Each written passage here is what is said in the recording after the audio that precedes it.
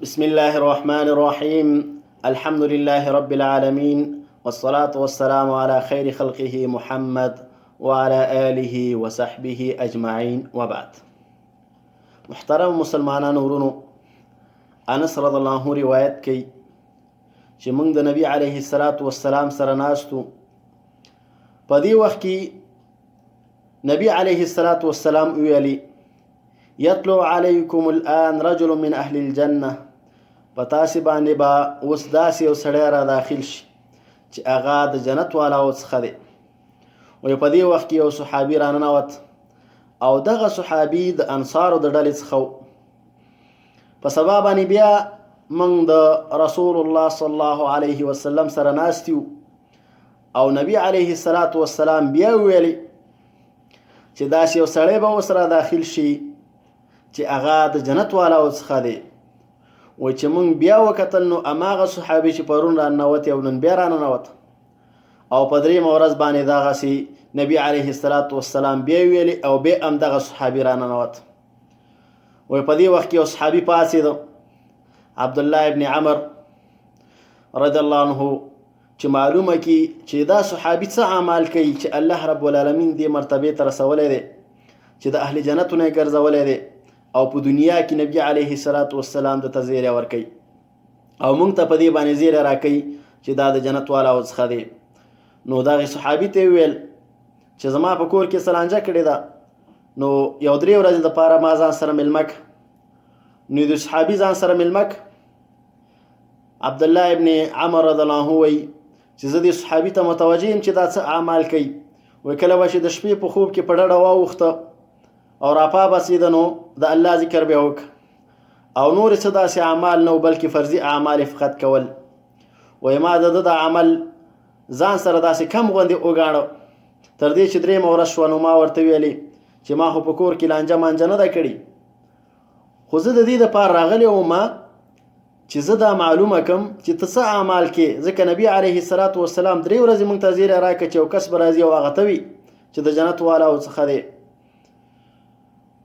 نو دې صحابي ورته ویلی چې زه خو همدغه اعمال کوم چې دا تا وکتل، خو یو عمل اضافي کومه چې هغه تا نه پټ دی، هغه دا چې چا سره په زړه کې حسد نه کومه او نه د چا سره دوکي نیت په زړه کې ساتم. نو عبدالله ابن عمر رضی الله عنه ورته ووایي چې همدغه هغه څه دي چې تی دې مرحلې ته رسولی. ورونو دې خبرو کې سوچ کول پکار دي چې څنګه یو صحابي چې هغه ډیر نیک اعمال هم نه کوي، ډیر نوافل هم نه کوي، خو الله رب العالمین د رسول الله صلی الله علیه وسلم په ژبه ورته په دنیا کې د جنت زیری رالیږي، بلکې نورو صحابو ته په دې باندې زیری ورکولی کېږي. دا په دې وجه ورونو چې د دغه صحابي زړه اصلاح، کله چې ورونو زړه اصلاح شي نو بیا جسد او اندامونه دا ورسره اصلاح وي.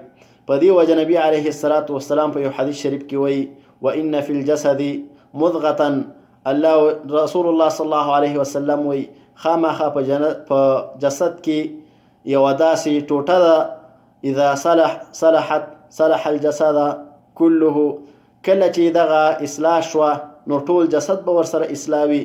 واذا فسدت فسد الجسد كله، او کله چې دغه ټوټه فاسده شوله نو بیا ټول جسد ورسره فاسدېږي. الا وهي القلب، رسول الله صلی الله علیه وسلم وایي خبردار ګوره دا زړه دی، دغه کومه ټوټه چې اصلاح ده او ټول بدن ورسره اصلاح کېږي، په د هغې په اصلاح سره او په فساد سره ټول بدن فاسدېږي، دا زړه دی.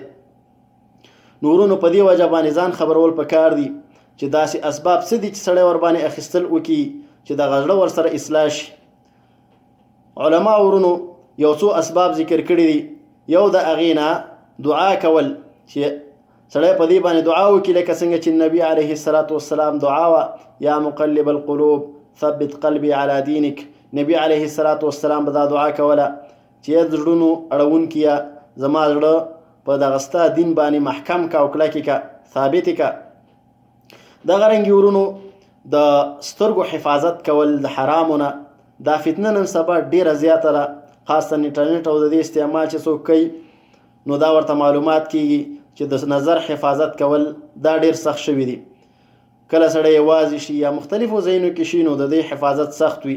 نو کله چې یو انسان غواړي چې زړه نرم اوسي نو پکار دا ده چې د سترګو حفاظت وکړي.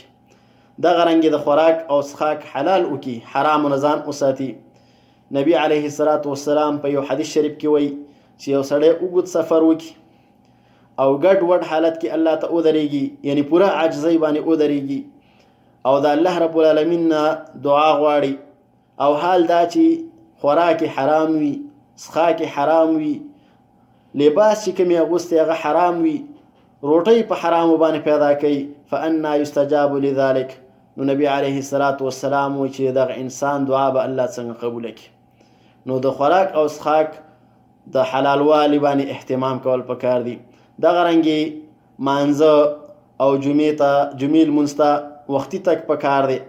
دغه رنګې ورونو د قبرونو بیا قبرونو ته تګ او د هغې زیارت کول په دا شکل باندې چې سړی دا نیت وکړي چې ما ته مرګ رایاد کړي، او دغه رنګې مړو ته دعا کول او هلته داسې شکل باندې تګ چې سړی دې ته ودرېږي او په دې کې فکر او سوچ وکړي چې ورځ به دا هم زما ځای وي.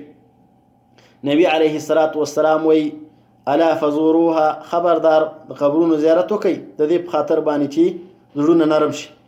دغه رنګې ورونو د نیکانو خلکو سره ناسته ولاړه ډېرول دا هم د دې اسبابونه دي چې د انسان له ورسره اصلاح شي. دغه رنګې د قرآن کریم لوستل او اوریدل دې باندې ډېروالی کول پکار دي. ورونو خاصتا چې کله سړی قرآن کریم په تدبر او فکر سره لولي. خو دې کې یو بلې نقطې ته اشاره کومه، هغه دا چې ورونو موږ او تاسې اصلا په معنیو باندې ځان نه پوه کړی، نو تدبر به سړی څنګه وکړي؟ پکار دا ده چې سړی د قرآن کریم په معناو باندې ځان پوه کړي، د هغې په مقصد باندې ځان پوه کړي، د هغې په احکامو باندې ځان پوه کړي. کله چې قرآن کریم تلاوتوي د هغې په معنا باندې پوهېږي نو هلته قرآن کریم په تدبر او فکر سره لوستلی شي. دغه رنګې ورونو ډېرې خندا او ټوک او دې شیونو نه ځان ساتل پکار دي، دا د زړه سختوالی رامنځته کوي. او دغه رنګې ورونو د سندرو اورېدل یا د دې شیونو نه هم د غوږونو حفاظت کول پکار دي. پکار دا ده چې انسان د دې شیونو نه حفاظت وکړي د دې په خاطر باندې چې د انسان له نرم شي او اصلاح ورکې راشي. وصلی الله تعالی علی خیر خلقه محمد وعلى آله وصحبه اجمعین.